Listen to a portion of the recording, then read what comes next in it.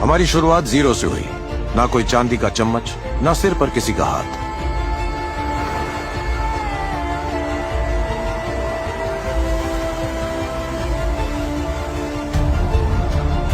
दुनिया को हमारे सपने सिर्फ सपने लगे।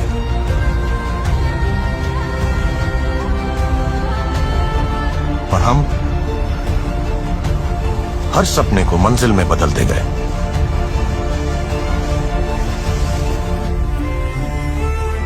ना जिंदगी में कोई स्क्रिप्ट मिली, ना कोई नक्शा, बस एक जज्बा जो सोने को राजी नहीं था, क्योंकि विरासत थमाई नहीं जाती, बनाई जाती है।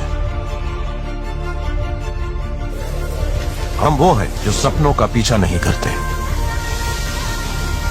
उन्हें हकीकत में बदलते हैं।